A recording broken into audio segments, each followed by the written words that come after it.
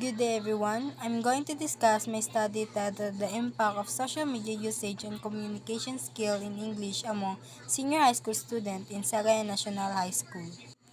So in global, according to EARTH 2024, in Indonesia, a study found that the dominant difficulty faced by grade 7 students in speaking English is grammar because they have difficulty arranging words, and the factors that contribute to it are internal and external.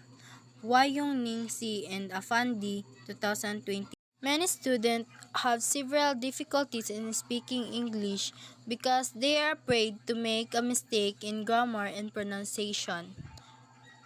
National, according to the study by Sarin Sharfi 2014, students realize in which speaking rule need more preparation while pronouns should be clear for each English class. It was most be produced in grammatically correct and a good expressive in bodily language. Text and content are richly boundaries and high confidence. Local, student declining proficiency in the English language has becoming common, especially at the school level, rather than just in a higher education. The pupil degeneracies in English were revealed by Department of Education BEA National Examination. The English score on the most recent National Achievement Test, which is administered to high school students in the Division of Davao del Sur, show a decrease from the previous year from 53% in 2015, 46% in 2016. There was a 7% not even had the student attain the necessary level of proficiency. This may be a reflection of high school pupil English skill, which include the spoken communication. Palmero 2019. Here in research objective, this describes the level of the impact of social media usage in terms of the negative effect of social media on English, the negative effect of social media on L2 writing, effect of social media on vocabulary learning, effect of social media on L2 communication skill, using translation on social media, L2 learning platform and links, interactive communication, to describe the level of communication skill in terms of the impact of the course on the relation with others, the impact of the course on the personal traits, social skill, and presentation skill. To determine the significant relationship between the impact of social media usage on communication skill in English among senior high school students in Sagayan National High School, to determine which domain of the impact of social media usage on communication skill in English among senior high school in Sagayan National High School. Hypothesis: there's no significant relationship between the impact of social media usage on communication skill in English among senior high school students in Sagayan National High School. There is no domain of impact of social media usage on communication skill on English among senior high school students in Sagayan National High School. In theoretical framework, over the recent years, social media have become dominant in the life of individuals globally. In the light of this fact, many media platforms had evolved to be accessible and convenient to use and eventually become a tool for people to interact, connect, and communicate. The emergence of social media amplified the whole communication process because they are easy to use, according to Winslow 2010, a site in Adimoli et al. 2019.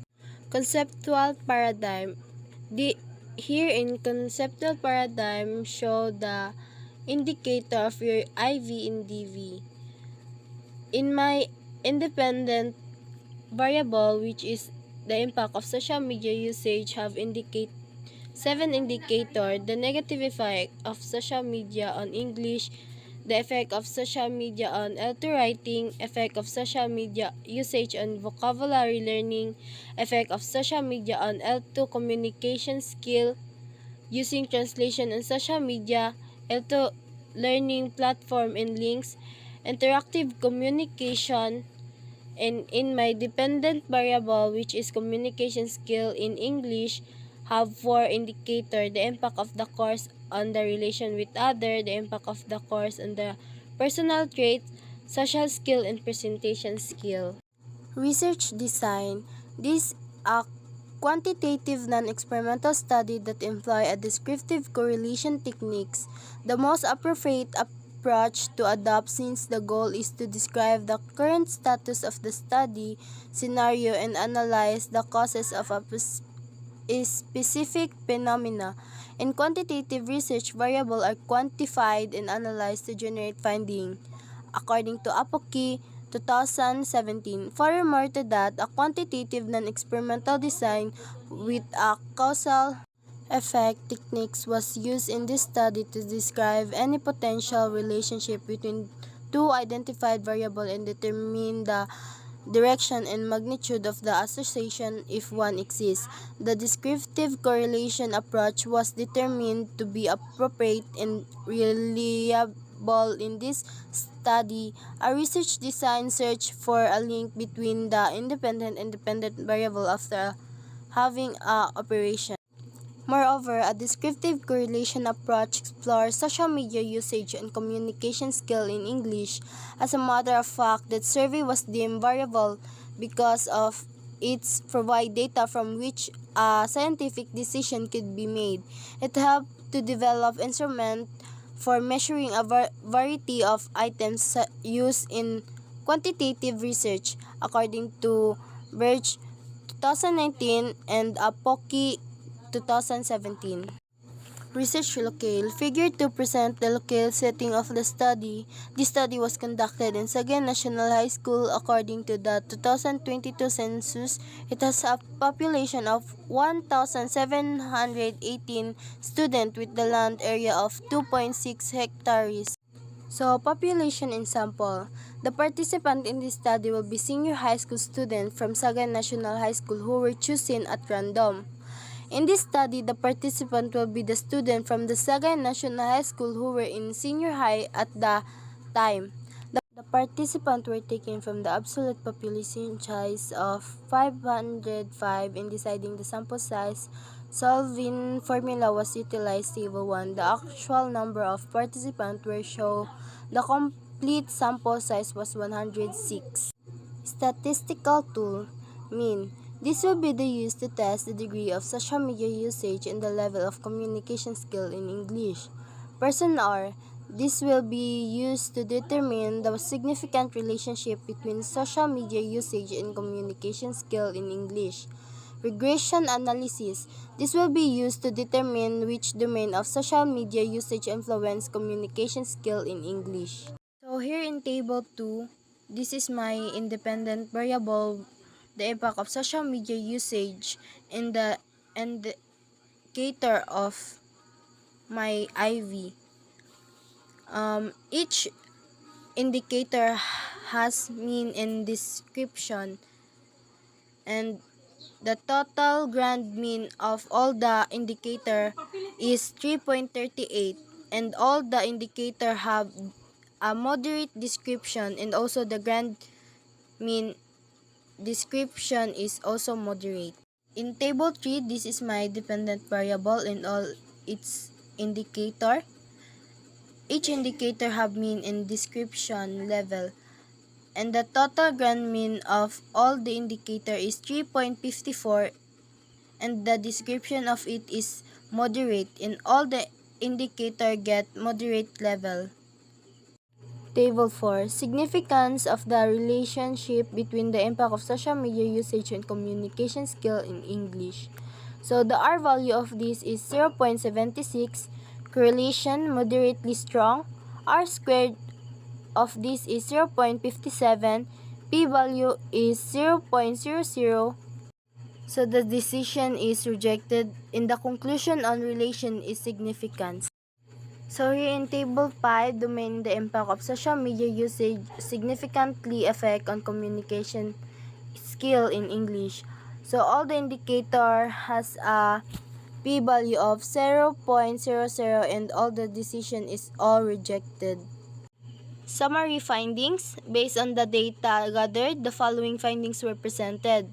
So number 1, the level of the impact of social media usage on communication skill in English among students in Sagayan National High School have an overall mean of 3.38 with a descriptive equivalent of moderate. So number 2, the level of communication skill in English among the student in Sagayan National High School have an overall mean of 3.54 with a descriptive equivalent of moderate. Number 3, there is a statistically significant relationship between the impact of social media usage and communication skill in English among students as indicated by a probability value of 0.00 and leading to the acceptance of the null hypothesis.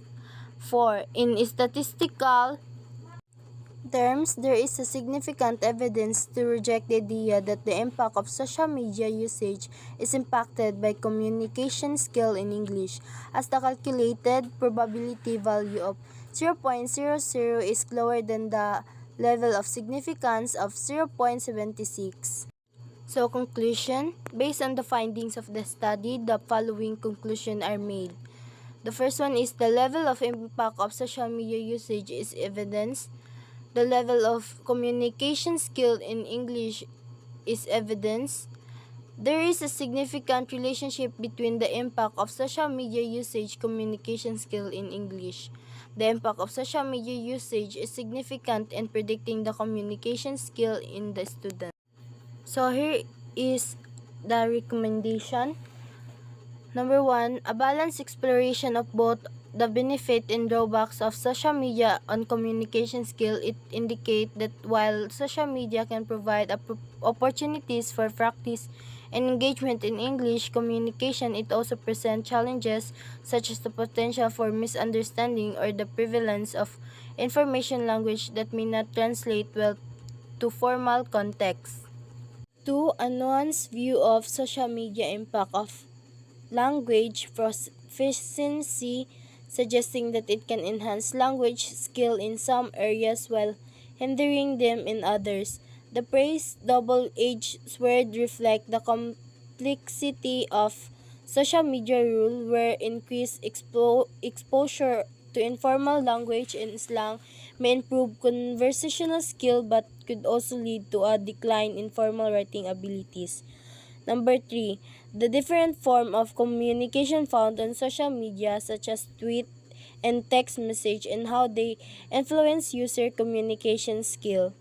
Number 4, a historical perspective on how communication practice in English have changed due to social media. It implies a study of the transformation of language use norms and ethic in communication. Number 5, the interactive nature of communication on social media, framing it as a digital dialogue, it suggests an exploration of how social media platforms facilitate conversation and exchanges in English, affecting communication dynamics. 6. Social media role in enhancing and deteriorating English communication skill. These clearly indicate a focus on both positive and negative outcome of social media use. 7. Navigating communication. This suggests to focus on how individuals navigate their communication skill in the context of social media. It implies an exploration of strategies that users employ to maintain and improve their English language competence while engaging with social media. 8. Assessing the impact of the social media usage on communication skill in English.